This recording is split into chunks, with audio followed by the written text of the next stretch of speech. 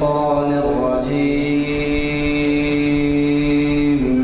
بسم الله الرحمن الرحيم. يا أيها الذين آمنوا استعينوا بالصبر والصلاة إن الله مع الصابرين. ولا تقولوا لمن يقتل في سبيل الله أموات بل أحياء ولكن لا تشعرون. ولنبلونكم بشيء من الخوف والجوع ونقص من الأموال والأنفس والثمرات وبشر الصابرين الذين إذا أصابتهم مصيبة قالوا إنا لله وإنا إليه راجعون. أولئك عليهم صلوات من ربهم ورحمة وأولئك هم المهتدون. صدق الله العظيم. بھی ہیں اور عجیب عجیب اتفاقات ہیں. ایک تو یہ کہ ہڑتال بنائی جا رہی ہے اور انڈیا لیول پہ شاید ہمارے بعض دکانیں بند، اسکول مدارس بند، اس کی وجہ سے بھی اللہ کے فضل سے تعداد تو کافی ہے لیکن پھر بھی تھوڑا فرق ہے. اور دوسری بات یہ ہے کہ یہ محفل جیسے کہ آپ ہمارے اعلامیے میں دیکھ چکے ہوں گے 730ویں نشست ہے. یہ شریعت انفارمیشن سروس یعنی ہر سال 45 نشستیں ہوتی ہیں. پہلے بھی بتایا تھا آپ کو لیکن بعض نئے چہرے ہیں اس لیے بعض باتوں کو دہرانا پڑ رہا ہے. ہر سال 45 نشستیں ہوتی ہیں یعنی مہینے میں 4 تو 52 ہفتے ہوتے ہیں مگر 52 ہفتے اس لیے نہیں ہوتی کہ رمضان کے مہینے میں بند رہتی ہے اور کبھی ایک کا دوسرا موسم تہوار آ جائے یا کوئی قومی جیسے 15 اگست وغیرہ آ جائے تو بھائی یہ کہ 10 سال 450 نشستیں 10 سال میں ہوئی اور یہ ہے 730ویں نشست یعنی 450 نشستوں کا ڈبل کیجئے تو 900 تو یہ 730ویں کے معنی جب 900 نشستیں ہوں گے کہ 20 سال ہو جائیں گے. یہ سب آپ حضرات کے تعاون کا نتیجہ ہے. آج کے دور میں آپ کو معلوم ہے کہ دین سے کتنی دوری ہے. ہم یہاں سے نکلتے ہیں تو کوئی ایسا ماحول نہیں ملتا ہم کو جس میں کہ ہم دین کی باتیں کر سکیں یا دینی ماحول میں گزار سکیں سوائے اس میں کہ مسجد اور کوئی اگر لائبریریز بھی ہیں تو وہ اخبارات پڑھے جاتے ہیں لیکن دینی جو اخبارات ہیں رسالے ہیں وہ پڑھے نہیں جاتے. بہرحال خوشی کی بات ہے کہ یہ ہمارا جیسا کہ آپ کو بتایا کہ 15-17 سال ہے جو محفل آپ کی کامیابی سے آپ کے تعاون سے چل رہی ہے. حضرات یہ بھی بات آپ سے یعنی ہے کہ یہ محفل یہ چھٹی نہیں ہے کہ یہ ہماری محفلیں جامع مسجد عالیہ کیلیفورنیا کے کانفرنس ہال میں بعد نماز عصر منعقد ہوتی ہے اور یہ 3 محفل جو ہوتی ہیں ہفتے کے دن تاریخ اسلام، پیر کے دن شریعت انفارمیشن سروس اور 4 شعبے کو اقبال شناسی، یہ تینوں بعد عصر کے ہوتی ہیں اور یہ تینوں محفلیں اسی کانفرنس ہال میں منعقد ہوتی ہیں. ابتدا میں یہ پورے لائبریری روم میں ہوتے تھے لیکن تعداد جب بڑھی تو ان کا مقام یہاں پہ تبدیل کیا گیا میں یہ سب بتانے کا مقصد یہ ہے کہ آپ حضرات سے گزارش ہے زیادہ سے زیادہ نوجوانوں کو ساتھ لیتے ہیں. نوجوانوں کو ہماری تربیت کی بہت ضرورت ہے. اس سے پہلے بھی میں آپ کو بتا چکا ہوں کہ نوجوانوں کا حال پرانے شہر میں یہ ہے کہ مغرب میں ضعیف حضرات، وظیفہ حضرات، کاروباری حضرات مغرب پڑھتے ہیں اور پھر جا کر چبوتروں پہ بیٹھ جاتے ہیں اور گفتگو میں مصروف ہو جاتے ہیں عشاء کی نماز پر. اور عشاء کے اذان کے ساتھ وہ جب اٹھ کے جاتے ہیں مسجد کو تو ان کی جگہ نوجوان لے لیتے ہیں. اب نوجوانوں کی کیسی محفل ہوتی ہے آپ کو اندازہ ہوتا ہے. اس میں ان پڑھ بھی ہیں، کالج کے بھی ہیں، ہائی اسکول کے بھی ہیں، سب ہیں. اور پھر اب وہ جو لہو و لعب ہوتا ہے وہاں پر، حتیٰ کہ یہ تک سننے میں آیا کہ بلو فلم دکھائی جاتی ہے، بعض بچے ایسے بھی حرکت کرتے ہیں. آپ اندازہ لگائیے کہ آپ کی ہماری جو ذمہ داری تھی وہ پولیس پوری کر رہی ہے. کیسے کر رہی ہے؟ انہوں نے کوئی بڑا کام کرنا ہے تو اس کو آپریشن کہتے ہیں، چبوترا آپریشن نام دیا ہے اس کو. اور وہ چبوترا آپریشن میں پولیس آتی ہے اور بچوں کو پکڑ کے ان کے ماں باپ کے گھر لے جاتی ہے. لے جا کے ان کو سمجھاتی ہے کہ بھئی آپ کے اولاد پہ نگرانی رکھیے، کیا حال ہے کہ آپ لوگ تو نماز میں جاتے ہیں اور چبوتروں پہ یہ حال ہوتا ہے. مجھے افسوس کے ساتھ کہنا پڑتا ہے کہ وہ شہر جہاں مکہ مسجد واقع ہے، جہاں کئی ہمارے دینی ادارے کام کر رہے ہیں، جہاں ہمارے کئی بزرگوں کی مزاریں ہیں، ایک سے ایک ایسی معتبر ہستیاں ہیں کہ دنیا میں ان کا نام ہے.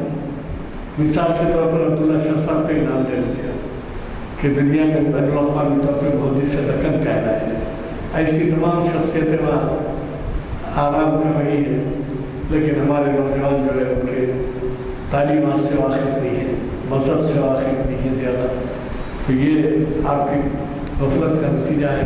زیادہ سے زیادہ توجہ فرمائے تو میں اس کو یہ سمجھوں گا کہ آج یعنی آپ اس محفل سے بھی کچھ سیکھ کے جا رہے ہیں. یہ حضرات یہ پرسوں کا بھی میں اعلان کر دیتا ہوں کہ اقبال اور حیدرآباد کے نام سے 4 شنبے کو لیکچر ہے. اور یہ اقبال اور حیدرآباد اس وجہ سے ہے کہ علامہ اقبال حیدرآباد شاید 2 یا 3 مرتبہ وزٹ کیے. آپ اندازہ لگائیے کہ ان کی مدراس کی وزٹ ہوئی 1932-35 مجھے یاد نہیں ہے مجھے. تو مدراس میں جو ہے مدراسی مسلمان علامہ اقبال کو پنجاب سے بلائے تھے. تو جاتے ہوئے حیدرآباد میں گزرے، آتے ہوئے ٹاؤن ہال میں جو باغیان کا ہے اس میں ان کا خطاب ہوا. تو علامہ اقبال کے یہاں پر شہدائی بھی بہت تھے. حد یہ ہے کہ حکومت نے بھی ان کی پذیرائی کی، لیکن بدقسمتی سے شاید وہ یہاں پر مناسب عہدے پر فائز نہیں ہو سکے، تو انہوں نے پھر حیدرآباد کا رخ نہیں کیا. لیکن علامہ اقبال کو حیدرآباد کی وزٹ کا موقع ملا اور وہ یہاں کے مسلمانوں کے حالات سے واقف ہے. علامہ اقبال کا کلام اس وقت یہ مانا گیا تھا کہ شاید ان کو دنیا کا سب سے بڑا پرائز ہوتا ہے، نوبل پرائز کہلاتا ہے. ایک انگریز تھا نوبل، NOBL نہیں، نوبل کے معنی شریف کے نوبل تھا. تو اس نے اپنی ساری جائیداد وقف کر دی تھی کہ دنیا میں جو بڑے کام ہوتے ہیں، ادب، فزکس، کیمیا، اس قسم کے 4-5 فیلڈ بتائے، اس میں ان کو نوبل پرائز دیا جائے. تو یہ بھی سنتے ہیں کہ علامہ اقبال کا نام جو ہے نوبل پرائز کے لیے گیا تھا، لیکن بدقسمتی سے سیاسی حالات نے، چونکہ وہ مسلم لیگ سے وابستہ تھے، اس لیے اس اسکیم کو کامیاب ہونے نہیں دیا. تو علامہ اقبال کی عظمت بڑائی ساری دنیا میں مانی جاتی ہے، اور ایک خیال کیا جاتا ہے کہ شاید ہی دنیا میں کوئی ایسا شاعر ہے جس کا اتنی زبانوں میں ترجمہ ہوا ہے اور اتنی زیادہ اس کے اوپر کتابیں چھپی ہیں. تو آپ اندازہ لگائیے کہ ہماری اقبال شناسی کی محفلیں یہ اب کے جو ہونے والی ہے 952ویں نشست ہے. اب آپ 45 سال سے اندازہ لگا لیجیے کہ 900 میں اب تو 952ویں نشست ہے. کچھ دن میں 1000ویں نشست بنائی گیا 3-4 مہینے. تو مجھے خبری توقع ہے کہ آپ حضرات ہمارے ان محافل کا سلسلہ جاری رکھیں گے. چونکہ ہمارے مخرج صاحب دوسری طرف کے مجبور ہیں اس وقت شرکت میں ہیں. وہ ان کی آمد تک میں ایک میگزین منگایا ہوں یہاں کے شمس الدین صاحب سے گزارش کی طرح پڑھ کے سنائیں. لائیے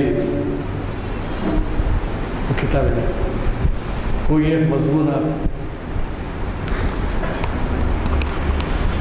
یہ نکالو یا رکھو یا رکھ دو جی. پوری کتاب ہے ایسا رکھو. یہ بھی نہیں رکھنے آپ قرآن. جب جب انسانیت بھٹکی اللہ جل شانہ نے اپنے بندوں میں سے انتخاب فرما کر اپنی وحی ان پر نازل فرمائی اور انسانیت کی ہدایت و فلاح کا سامان فرمایا. آخری وحی اپنے آخری نبی حضرت محمد صلی اللہ علیہ وسلم پر نازل فرمائی. چونکہ دنیائے انسانیت میں اس کو سب سے زیادہ پڑھی جانے والی کتاب بننا تھا، اس لیے اس کا نام قرآن رکھا. ایک آیت ہے انہو لقرآن کریم قرآن مجید فی لوح محفوظ انہ ہوا الا ذکر و قرآن مبین. مختلف آیات میں اس کا یہ نام مختلف صفات کے ساتھ مذکور ہے. یہ اللہ کا کلام ہے اور اس کی صفات میں سے ہے. اس کا تحمل کسی کے بس میں نہیں تھا. اللہ فرماتا ہے بسم اللہ الرحمن الرحیم لو انزلنا هذا القرآن على جبل لرأيته خاشعا متصدعا من خشیۃ اللہ، جس کے معنی ہیں اگر ہم اس قرآن کو کسی پہاڑ پر اتارتے تو یقیناً آپ دیکھتے کہ وہ اللہ کے رعب سے دبا جا رہا ہے، پھٹا پڑتا ہے. یہ محض اللہ کا کرم تھا کہ اس نے اپنے محبوب اور آخری نبی حضرت محمد صلی اللہ علیہ وسلم کے قلب اطہر کو وہ طاقت اور پاکیزگی بخشی اور وہ تحمل عطا کیا کہ آپ صلی اللہ علیہ وسلم کو یہ عظیم دولت دی گئی اور آپ صلی اللہ علیہ وسلم نے اس کو اٹھایا. حدیثوں میں آتا ہے کہ نزول وحی کے وقت حضور صلی اللہ علیہ وسلم پر اس کا ایسا بوجھ پڑتا تھا کہ کبھی کبھی جاڑوں کے موسم میں بھی آپ صلی اللہ علیہ وسلم کے جسم مبارک پر پسینہ آ جاتا تھا. ظاہری طور پر بھی اس کا اتنا وزن ہوتا تھا کہ کبھی اگر آپ سواری پر ہوتے تو لگتا تھا کہ وہ بیٹھ جائے گی. حضرت عائشہ صدیقہ رضی اللہ تعالی عنہ فرماتی ہیں کہ بعض مرتبہ نزول وحی کے وقت آپ کا دست مبارک یا جسم کا کوئی حصہ میرے اوپر ہوتا تو مجھے لگتا تھا کہ میرے جسم کا وہ حصہ ٹوٹ جائے گا. اللہ تعالیٰ نے آپ کو اس کے تحمل کی طاقت عطا فرمائی اور پھر آپ کے ذریعے سے اس کو امت کے لیے آسان فرما دیا. ارشاد ہوا فَإِنَّمَا يَسَّرْنَا الْقُرْآنَ بِاللِّسَانِكَ لِبَشِّرَ بِهِ الْمُتَّقِينَ وَتُنذِرَ بِهِ قَوْمًا لُدًّا، جس کے معنی ہی تو ہم نے آپ کی زبانی اس کو آسان اس لیے کر دیا تاکہ آپ اس کے ذریعے پرہیزگاروں کو خوشخبری دے دیں اور جھگڑالو قوم کو خبردار کر دیں. قرآن مجید کی طاقت عنوان ہے. قرآن مجید میں اللہ تعالیٰ نے ایسا کرنٹ رکھا ہے کہ براہ راست اس سے استفادہ ممکن نہیں تھا. اللہ تعالیٰ نے الفاظ کا واسطہ بھی آپ صلی اللہ علیہ وسلم کو بنایا اور معنی کا بھی. آپ پر جس طرح الفاظ کا نزول ہوا اسی طرح معنی و مفہوم کا بھی نزول ہوا. الفاظ کے نزول کے وقت آپ صلی اللہ علیہ وسلم کو اس کا سخت بوجھ ہوتا تھا کہ کہیں کوئی لفظ چھوٹ نہ جائے. اللہ تعالیٰ نے اس پر آپ صلی اللہ علیہ وسلم کو تسلی دی اور فرمایا مستغفرک فلا تنسی، یعنی ہم آپ کو پڑھائیں گے تو آپ بھولیں گے نہیں۔ اور دوسری جگہ فرمایا لا تحرک بہ لسانک لا تعجل بہ ان علینا جمعہ وقرآنہ فإذا قرآنا فاتبعوا قرآنہ ثم ان علینا بیانہ، جس کے معنی ہیں آپ اس قرآن کو پڑھنے میں جلدی اپنی زبان کو حرکت نہ دیں، اس کو محفوظ کرنا اور پڑھنا ہمارے ذمے ہے۔ پھر جب ہم یعنی جبرائیل کی زبانی اس کو پڑھیں تو آپ اس کے پڑھتے وقت پڑھنے کے ساتھ ساتھ رہیں، پھر اس کی وضاحت بھی ہمارے ذمے ہے۔ یہ آیات اپنے اندر حقائق و معنی کا سمندر رکھتی ہیں۔ ایک طرف آپ صلی اللہ علیہ وسلم کو تسلی دی جا رہی ہے کہ آپ پریشان نہ ہوں، جلدی زبان سے ادا کرنے کی مشقت نہ اٹھائیں، اس کو زبان سے مکمل ادا کروانا ہمارے ذمے ہے۔ آپ یہ خیال نہ کریں کہ کچھ رہ نہ جائے۔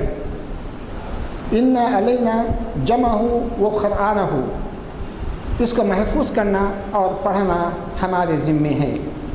پھر آگے جو بات کہی جا رہی ہے وہ بہت قابل غور ہے۔ ثم ان علینا بیانہ، پھر اس کی وضاحت بھی ہمارے ذمے ہے۔ جس طرح الفاظ آپ صلی اللہ علیہ وسلم کی زبان سے ادا کرانے کا آپ صلی اللہ علیہ وسلم کو تحمل بخشا گیا، اسی طرح معنی بھی آپ کے ذریعے سے ادا کرائے گئے، اور قرآن مجید کی شرح و ترجمانی حضور صلی اللہ علیہ وسلم کے سپرد کی گئی۔ آیات کے اس حصے سے یہ بات بھی واضح ہو گئی کہ الفاظ کی تفہیم و تشریح رضائے رب کے مطابق اس وقت تک ممکن نہیں جب تک آپ صلی اللہ علیہ وسلم کی تفسیر و توضیح معلوم نہ کر لی جائے۔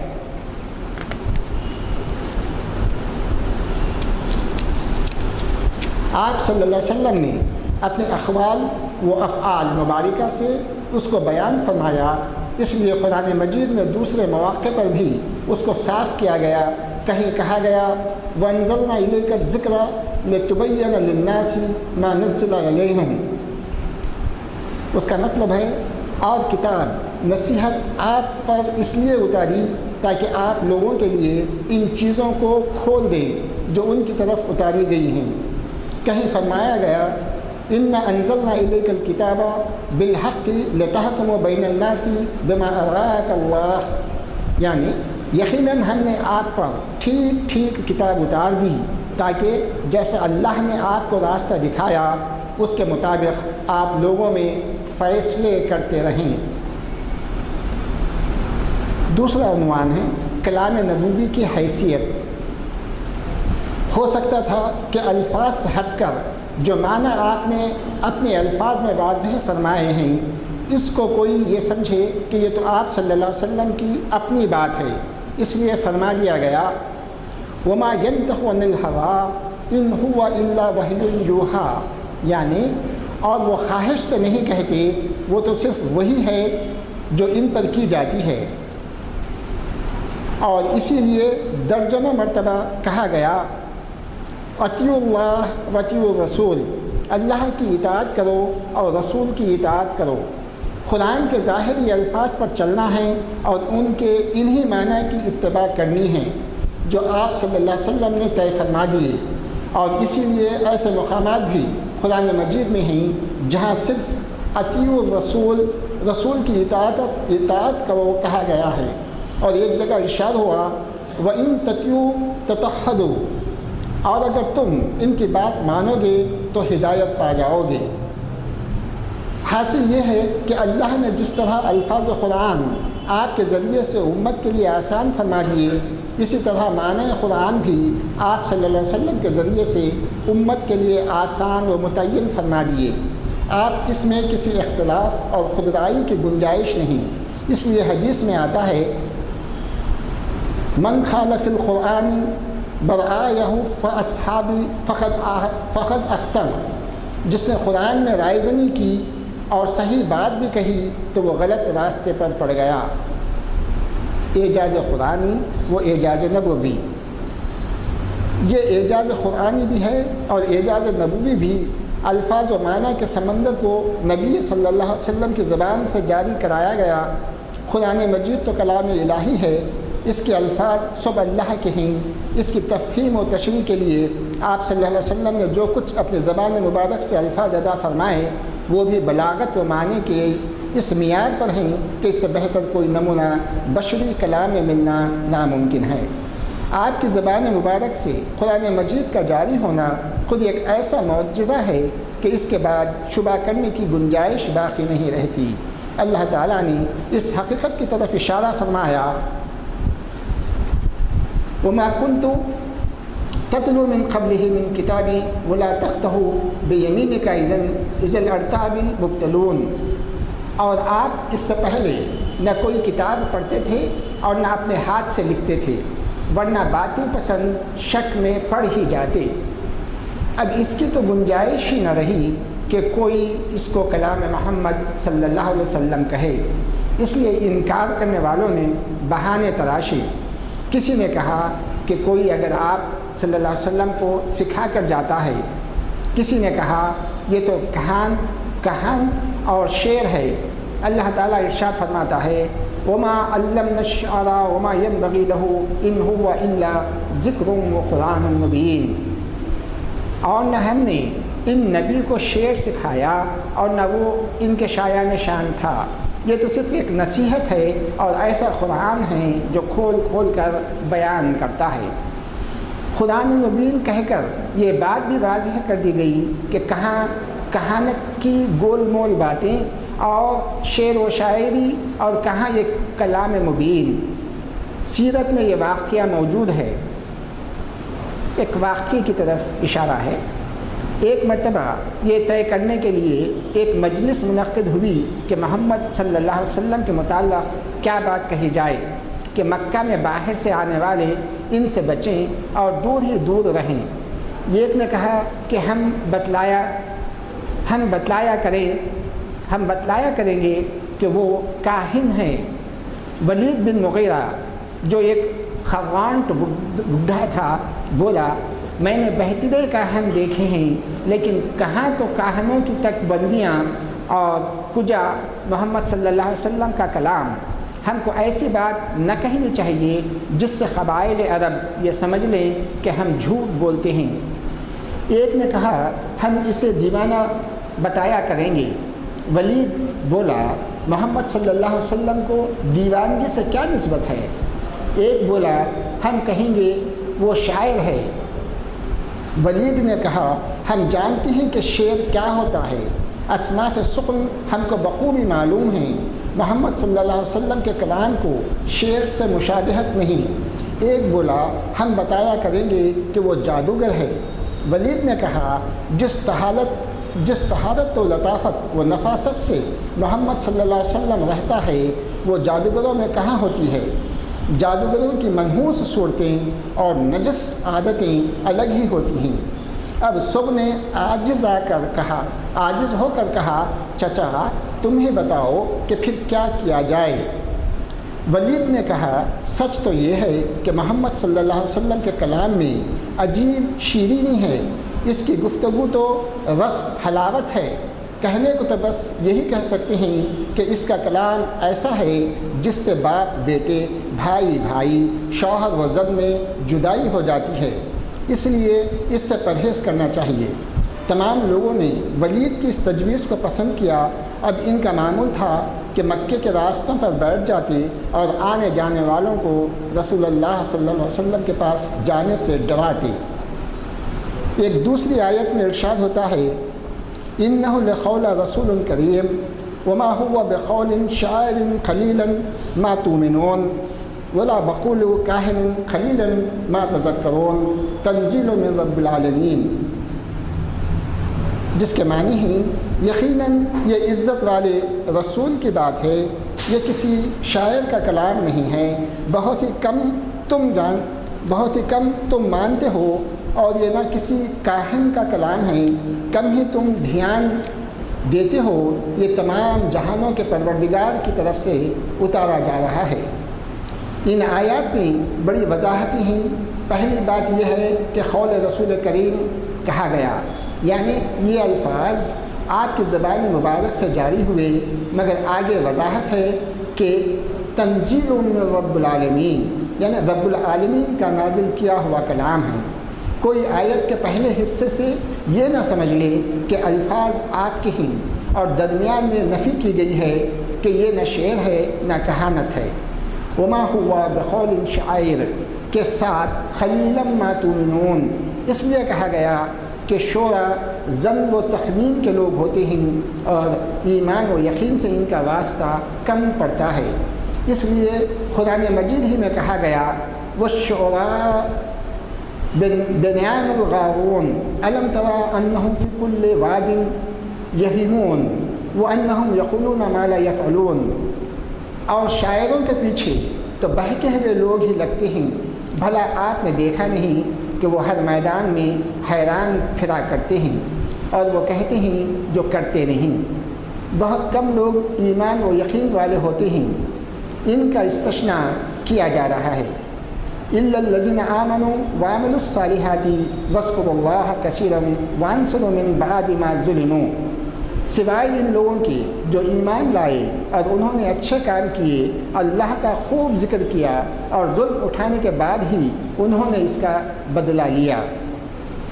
اور اولا بقول کاہنین کے ساتھ خلیلا ما تذکرون اس لیے کہا گیا کہ کاہنوں کی باتیں گول مول ہوتی ہیں، ان کا تذکر سے دور دور کا واسطہ نہیں۔ پھر آگے اللہ تبارک و تعالیٰ فرماتا ہے وَلَوْ تَقُولَ عَلَيْنَا بَعْضُ الْأَقَاوِيلِ لَأَخَذْنَا مِنْهُ بِالْيَمِينِ ثُمَّ لَقَطَعْنَا مِنْهُ الْوَتِينَ، اور اگر بالفرض وہ ہماری طرف ادھر ادھر کی باتیں منسوب کرتے تو ہم اس کو داہنے ہاتھ سے پکڑتے، پھر ان کی زندگی کی رگ کاٹ کر رکھ دیتے۔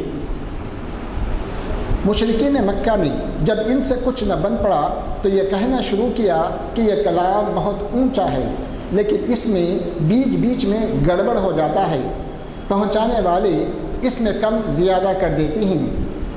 اس کی ان آیات کے ذریعے تردید کی گئی۔ ارشاد ہوا تلک آیات اللہ نتلوها علیک بالحق وانک لمن المرسلین، یعنی یہ اللہ کی وہ آیات ہیں جنہیں ہم آپ کو ٹھیک ٹھیک سنا رہے ہیں اور یقیناً آپ رسولوں ہی میں سے ہیں۔ اور دوسری جگہ اس سے زیادہ صراحت کے ساتھ یہ بات فرمائی گئی وَبِالْحَقِّ أَنزَلْنَاهُ وَبِالْحَقِّ نَزَلَ وَمَا أَرْسَلْنَاكَ إِلَّا مُبَشِّرًا وَنَذِيرًا، اور ٹھیک ٹھیک ہم نے اسے اتارا ہے اور ٹھیک ٹھیک ہی وہ اترا بھی ہے، اور آپ تو ہم نے خوشخبری سنانے والا اور خبردار کرنے والا بنا کر بھیجا ہے۔ سورہ نمل میں ارشاد ہوا وَإِنَّكَ لَتُلْقِي الْقُرْآنَ مِن لَدُنَّا حَكِيمٌ عَلِيمٌ، اور یقیناً آپ کو قرآن حکمت والے اور خوب جاننے والے کے پاس سے مل رہا ہے۔ اس آیت میں بڑی وضاحت کے ساتھ یہ بات کہہ دی گئی کہ درمیان میں کسی خلل کا کوئی امکان نہیں، یہ اس قادر مطلق کا کلام ہے کہ لِبِآيَاتِهِ الْبَاطِلِ من بین بدیہی ولا من خلفۃ تنزیلا من حکیم حمید، یعنی اس پر جھوٹ کا گزر نہیں، سامنے سے نہیں نہ پیچھے سے، اس ذات کی طرف سے اتاری گئی ہے جو حکمت رکھنے والی قابل ستائش ہے، یعنی وہ حکیم بھی ہے، علیم بھی ہے اور حمید بھی ہے۔ اب اس کے بعد بھی کوئی ماننے کو تیار نہیں تو یہ اس کی محرومی ہے، اور آپ کو بھی تسلی دی جا رہی ہے کہ آپ کا کام ہدایت دینا نہیں، آپ صلی اللہ علیہ وسلم کو تو بشیر و نذیر بنا کر بھیجا گیا ہے۔ دوسری جگہ خود آپ صلی اللہ علیہ وسلم کی زبانی کہلوایا جا رہا ہے کہ میرا کام تو وہی الہی کی پیروی ہے، میں خود مالک نہیں ہوں کہ جو چاہوں وہ کر لوں۔ ارشاد ہوا قل لا اقول لكم عندي خزائن الله ولا عالم الغیب ولا اقول لكم انی ملک ان اتبع الا ما یوحى الی، آپ فرما دیجئے کہ میں تم سے یہ نہیں کہتا کہ میرے پاس اللہ کے خزانے ہیں، اور نہ ہی میں ڈھکا چھپا جانتا ہوں، اور نہ میں یہ کہتا ہوں کہ میں کوئی فرشتہ ہوں، بس میں تو جو وحی میرے پاس آتی ہے اسی پر چلتا ہوں۔ آپ صلی اللہ علیہ وسلم کی پوری زندگی اسی قرآن کی عملی تفسیر ہے۔ یہاں سے دوسرا عنوان شروع ہوا، لیکن اس سے پہلے میں ایک اپنی ذاتی تجربے کی ایک بات بتا دیتا ہوں۔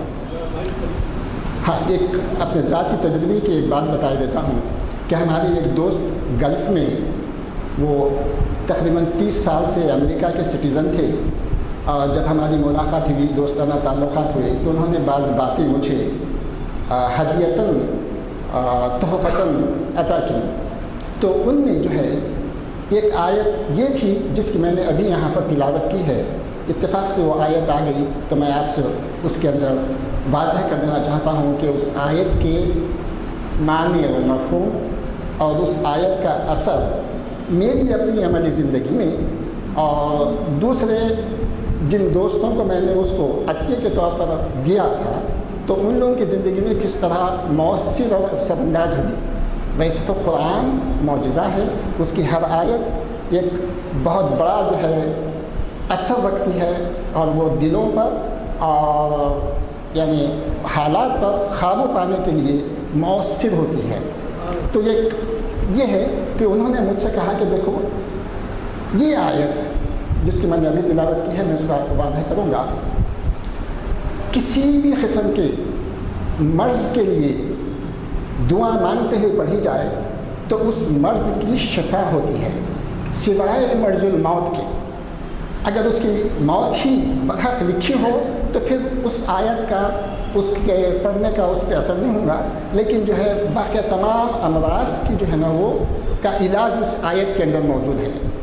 لہذا میں اس کو عملی طور پر اس کا جو ہے اظہار اپنے دوستوں سے برملا کیا کرتا تھا، اور اتفاق یہ ہوا کہ جب میں باہر سے یہاں آیا مختصر سے وقفے کے لیے، تو میری ایک عزیز جو ہے جو پروفیسر تھیں، وہ دواخانے میں شریک تھیں، اور ان کو ڈاکٹروں نے یہ کہا کہ 2 دن کے بعد ان کا آپریشن ہوگا اور اس کا علاج کیا جائے گا۔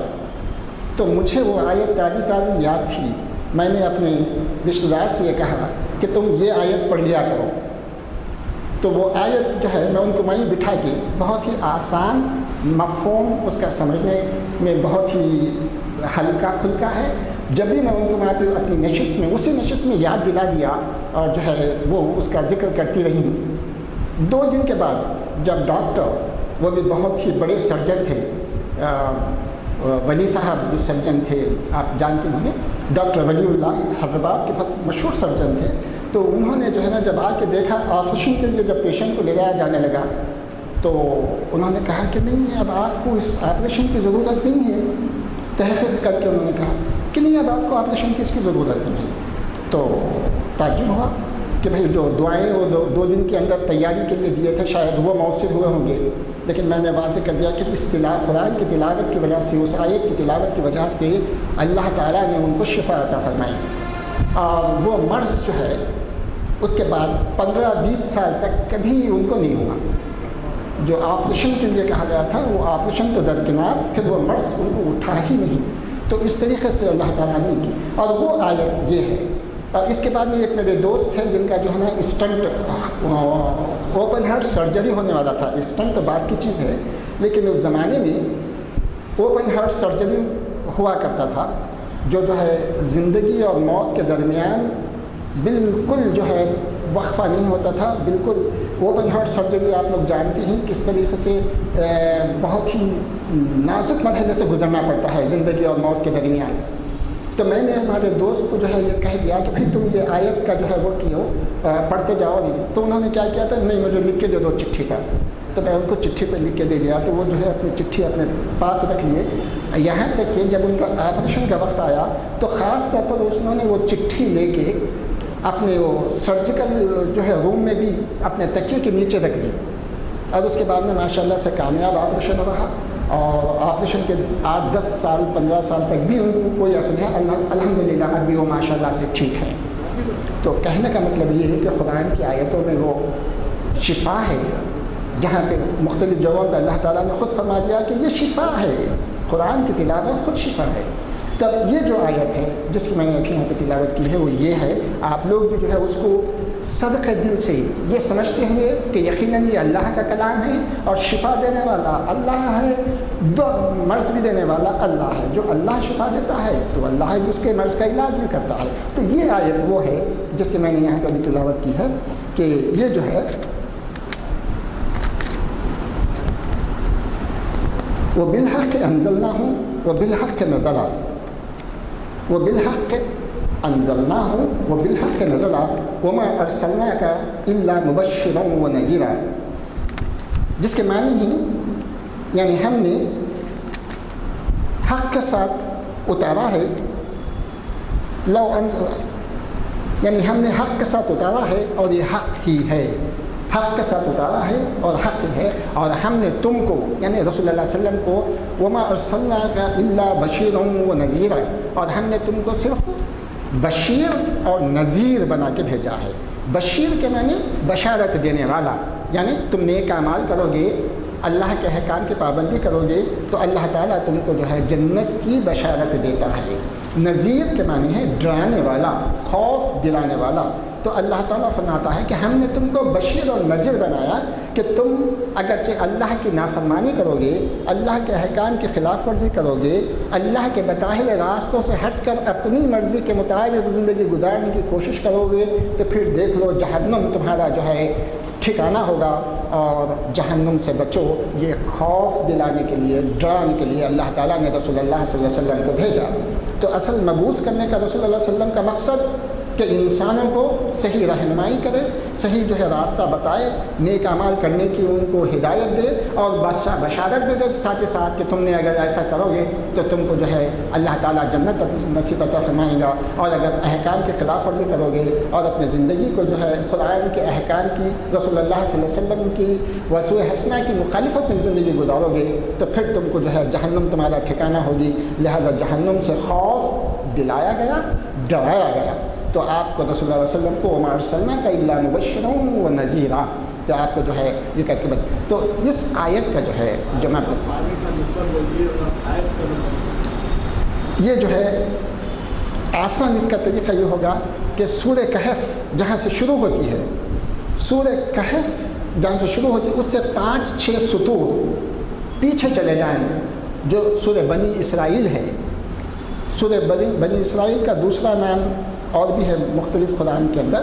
तो सूरह बनी इसराइल में है वो बिलहक़ अंज़लनाहु वो बिलहक़ नज़ला वमा अरसलनाका इल्ला मुबश्शिरन व नज़ीरा।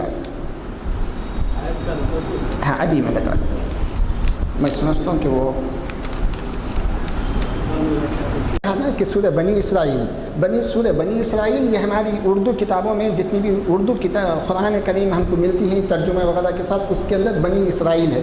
लेकिन जो अरबी किताबें और अरबी कुरान जो है आपको बाहर गल्फ़ की वगैरह की जो मिलती हैं वो किताबों के अंदर जो है आपको सूरह अस्रा लिखा हुआ है। तो ये सूरत के 2 नाम हैं। अब इसी तरीके से बाज़ कुरान की सूरतों के 2 नाम हैं, आप कंफ्यूज नहीं होना कि अरे ये तो ये सूरत बोले थे ये वो सूरत है, वैसा नहीं, बल्कि जो है ये सूरह अस्रा है, उसकी 105वीं आयत है, ये 105वीं आयत है। तो इसका मतलब है वो बिलहक़ अंज़लनाहु, आप अभी भी याद कर ले सकते हैं, वो बिलहक़ अंज़लनाहु कुरान के करीम की तरफ मुखातिब होते हैं। अल्लाह ताला फरमाता है रसूलुल्लाह से मुखातिब हैं, वो बिलहक़ अंज़लनाहु यानी और ठीक ठीक हमने उसे उतारा है। वो बिलहक़ हक़ पर अंज़लनाहु, अंज़लना नुज़ुल से मुराद है उतारा है, हमने उतारा है, हमने उतारा है। अल्लाह ताला फरमाता है रसूलुल्लाह सल्लल्लाहु अलैहि वसल्लम के तो हमने तुम पर उतारा है हक़ के साथ। फिर वो बिलहक़ नज़ला, वो बिलहक़ नज़ला हमने उतारा है और वो हक़ के साथ ही तुम पर पूरा पूरा उतरा है, वैसे ही जैसे हम उतारना तुम पे चाहते थे, वैसे ही हमको तुमको जो बतलाना चाहते थे वैसे ही जो है वो तुम पे उतरा है, पूरा पूरा बेकमकाश ठीक ठीक ही वो उतरा भी है। और आपको तो हम वमा अरसलनाका इल्ला मुबश्शिरन व नज़ीरा, और आपको तो हमने खुशखबरी सुनाने वाला और ख़बरदार करने वाला बनाकर भेजा है। तो ये सूरह अस्रा की या सूरह बनी इसराइल की 105वीं आयत है। और अगर आप और आसानी से देखना चाहें तो आप कुरान को उठाओ, सूरह कहफ जहाँ से शुरू होती है اس سے ایک 4-5 سطور قبل چلے جاؤ، آپ کو یہ آیت ملے گی، وَبِالْحَقِّ أَنزَلْنَاهُ وَبِالْحَقِّ نَزَلَ، وَبِالْحَقِّ أَنزَلْنَاهُ وَبِالْحَقِّ نَزَلَ وَمَا أَرْسَلْنَاكَ إِلَّا مُبَشِّرًا وَنَذِيرًا۔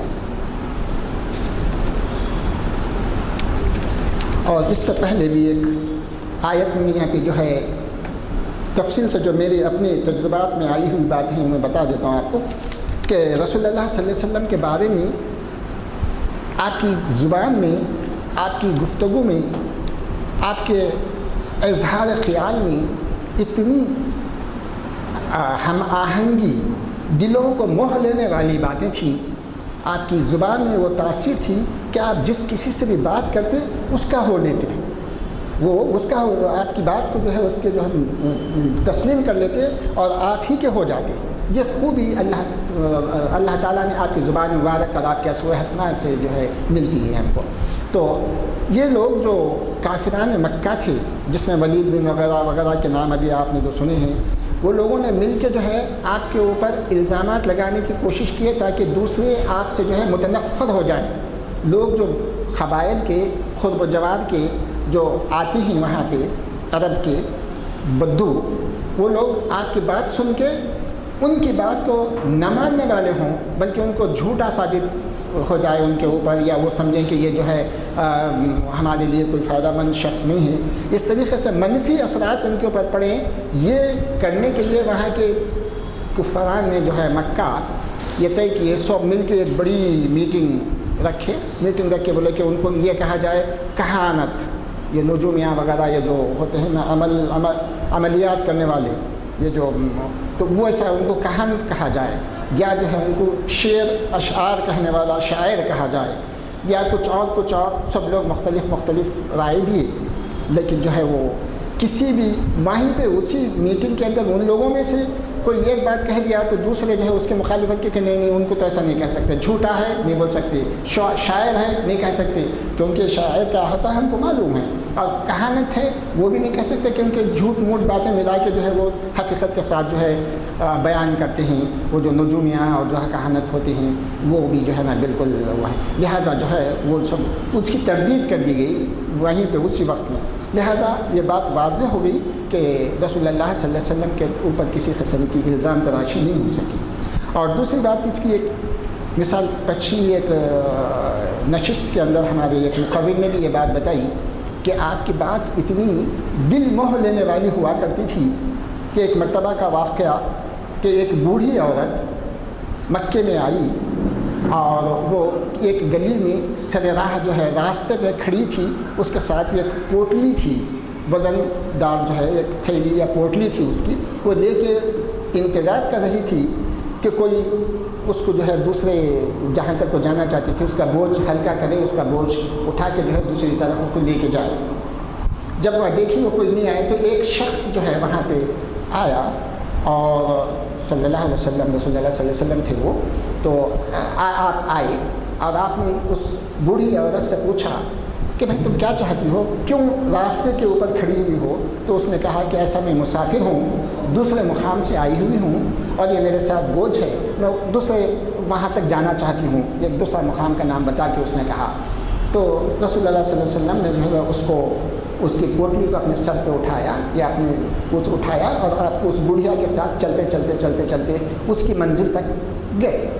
راستے میں جو باتیں ہوئی اس بڑھیا نے کہا کہ بھائی تم کتنے اچھے شخص ہو، مکہ میں رہتے ہو، اور میں نے سنا ہے کہ یہاں پہ ایک ایسا شخص آیا ہوا ہے جو لوگوں کو نعوذ باللہ گمراہ کرتا ہے، حقائق سے دور کرتا ہے، ان کو جو ہے اپنے جیسا کہ ابھی وہ پڑھا گیا نا کہ بھائی کو بھائی سے جدا کرتا ہے، شوہر کو بیوی سے جدا کرتا ہے، قبیلوں کو سے جدا کرتا ہے، یعنی آپ کا اسلام کے قبول کرنے پر یہ ایسا ہوتا ہے۔ میں نے یہ سنا ہے کہ یہاں پہ ایک شخص آیا ہوا ہے، اس کی زبان میں یہ تاثیر ہے کہ وہ جس کسی سے بھی بات کرتا ہے تو اس کو اپنا ہمنوا بنا دیتا ہے اور اس کی بات جو ہے نا بالکل نہیں سنی ہے، میں نہیں سننا چاہتی اس لیے میں یہاں سے جا رہی ہوں۔ تو اور بھی دوسری باتیں رسول اللہ صلی اللہ علیہ وسلم کے تعلق سے اس وقت مکے میں جو گشت کیا کرتی تھی، جو اس بوڑھیا کو معلوم تھی، وہ سناتی چلی گئی اور رسول اللہ صلی اللہ علیہ وسلم آپ کی باتوں کو تمام سنتے ہوئے چلے گئے۔ جب منزل پر پہنچے، بڑھیا کا بوجھ آپ نے وہاں رکھا اور اس نے کہا، بوڑھی باپ نے کہا بڑھیا سے کہ بھائی اب آپ کی منزل آ گئی، اب مجھے اجازت دیجیے میں چلتی ہوں۔ تو اس نے کہا کہ کچھ اجرت، آپ کچھ معاوضہ وغیرہ، تو آپ نے کہا کہ نہیں مجھے کچھ نہیں چاہیے، لہٰذا آپ اس کو جب چھوڑتے، انہوں نے اس بڑھیا نے پوچھا اچھا یہ تو بتاؤ کہ تمہارے کتنے اچھے اخلاق ہیں، تم ایک اجنبی بڑھیا کا جو ہے بوجھ ہلکا کیے، اس کی رہنمائی کی، اس کو جو ہے تم ساتھ دیے، ذرا یہ تو بتاؤ کہ تمہارا نام کیا ہے، تمہارا نام کیا ہے؟ تو رسول اللہ صلی اللہ علیہ وسلم نے جب جواب دیا کہ اے بڑھیا، میں وہی شخص ہوں جس کے خوف سے تم یہاں سے چلی جانا چاہتی تھی، جس سے تم ملنا نہیں چاہتی تھی، تو وہ میں وہی محمد صلی اللہ علیہ وسلم ہوں۔ تو بڑھیا اتنی متاثر ہوئی کہ ایک ایسے شخص کے بارے میں یہاں کے لوگوں کا یہ گمان ہے، لہٰذا وہ پھر اسلام کے دائرے میں آ گئی، اسلام قبول کر لی۔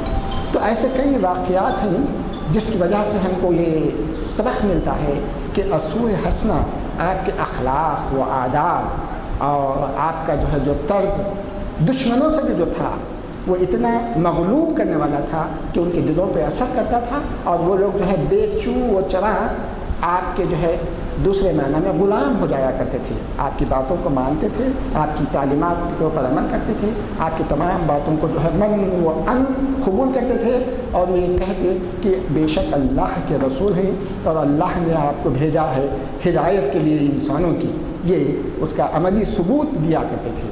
اور آج ہم کو بھی وہی ضرورت ہے، آج ہم قرآن کو پڑھتے ہیں، قرآن کے پڑھنے کی تلقین کرتے ہیں، لیکن جو ہے عملی طور پر ہمارے حرکات، ہمارے طرز زندگی، ہمارا جو ہے معاشرتی معاملات اتنے گھناؤنے اور اتنے وہ ہیں کہ ہم زبان پہ نہیں لا سکتے کہ یہ ہمارے ہی بھائیوں کی جو ہے عمل کا نتیجہ ہے، جو ہے آج اتنی افراتفری، اتنا زوال اور اتنی جو ہے تضحیق مسلمانوں کی ہو رہی ہے۔ یہ صرف اسی وجہ سے ہے کہ ہم نے قرآن کی تعلیمات، رسول اللہ صلی اللہ علیہ وسلم کے اسوء حسنہ کو ترک کر دیا، اور ہم اپنی مرضی کے مطابق جہاں پہ منفعت دکھائی دی، جہاں پہ جو ہے ہم کو کچھ فائدہ دکھائی دیا، عدل و انصاف تو رہا ادھر، بلکہ جو ہے دوسرے معنی میں ظلم کرنے پر بھی ہم تیار ہیں۔ اور نہ صرف پڑوسیوں کا تو ذکر ہی کیا ہے، یا تو اپنے بھائیوں کا، اب گھروں کی حالت دیکھیے، نہ تو گھر کی معاشرت میں بیوی کا یا جو ہے اپنی بیٹی کا یا جو ہے بہن کا یا بھائیوں کا معاملہ خود ہمارے سامنے ہے، بھائی سے متنفر ہے، باپ بیٹے سے متنفر ہے، ماں بیٹی سے جو ہے شکایت کرتی ہے۔ یہ سب باتیں صرف اسی لیے ہے کہ ہم جو ہے اصلی ہماری جو شاہراہ ہے اس سے ہٹ گئے ہیں، اس سے جو ہے ہم پرے جا رہے ہیں۔ ہم اپنے اعمال کا اور ہم اپنے اخلاق کا جائزہ لیں تو ہم کو خود بھی یہ بات واضح طور پہ آ جاتی ہے کہ ہمارے اخلاق حسنہ تو نہیں ہیں، لیکن حسنہ بنانے کی کوشش کریں، جس کی وجہ سے ہم جو ہے اتنی دنیا میں بھی ذلیل و خوار ہو رہے ہیں، جہاں قتل و خون، غارت گری، یہ وہ۔ ابھی آپ ہمارے صدر صاحب نے بات کہی کہ جو کام ہماری اولادوں کو سدھارنے کا اللہ نے ہم پہ ذمہ داری دی، اولاد کی تربیت، اولاد کو سنبھالنا، ان کی صحیح تربیت دینا، اللہ نے ہم پہ یہ ذمہ داری دی، اور ہم کو جواب دہ ہونا ہے ہماری اولاد کے بارے میں، اپنی مملوکہ چیزوں کے بارے میں ہم کو اللہ کو جواب دینا ہے۔ لیکن آج یہ ہے کہ وہ ہمارے بچے، نوجوان، وہ جو ہے سڑکوں پہ بیٹھے ہوئے مختلف قسم کی گندگیوں میں ملوث، اور جو ہے وہ جو ہے سننے کے لیے بھی تیار نہیں، اور جو ہے وہ کام جو ہے پولیس انجام دے رہی چبوترا آپریشن کے نام سے، لے جا کے جو ہے وہ کرتے جا رہی۔ دوسرے بچوں کو جو ہے گاڑیاں دے رہی، کم عمر بچے، ان کو جو ہے لائسنس تو درکنار، 10-12 سال کے بچے موٹر سائیکلوں کے اوپر گھومتے پھرتے جا رہے ہیں، پکڑ کے جو ہے ماں باپ کی کاؤنسلنگ کری، اور ایک واقعہ تو میں نے یہ دیکھا کہ باپ کو جو ہے 7 یا 8 دن کی جو ہے نا سزا دی گئی۔ کیوں؟ تم بچے کو اپنے جو بالکل نابالغ ہے، بچہ ہے، اس کو جو آپ موٹر سائیکل دے دیے، انہیں چلاتے جا رہا۔ تو اس قسم کی جو ہے بہت ساری برائیاں ہیں۔ اللہ تعالیٰ ہم کو یہ سمجھ عطا فرمائے کہ ہم اپنے اعمال کی بھی اصلاح کریں، اور ہمارے خود و جوار میں جو باتیں نامناسب دکھائی دیں ہم اس کو روکنے ٹوکنے والے بن جائیں، اور جو ہے صحیح راستے کی طرف، یعنی وہ امر بالمعروف اور نہی عن المنکر کی اللہ تعالیٰ ہم سب کو توفیق نصیب عطا فرمائے، اور اللہ تعالیٰ ہماری ان باتوں کو قبول فرمائے۔ وآخر الدعوانا الحمدللہ رب العالمین۔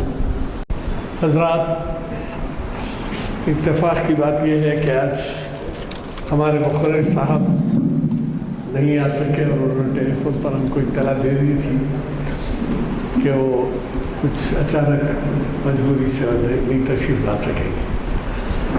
سوال میرے لیے ایک اہم یہ تھا کہ میں متبادل کا سوچوں، اور ہم کو معلوم نہیں تھا کہ ہمارے سامعین میں ایسے جواہر پارے بھی موجود ہیں جن کا خطاب سن کے آپ اور انہوں نے جو عنوان منتخب کیا وہ بھی بہت ہی برمحل برموقع۔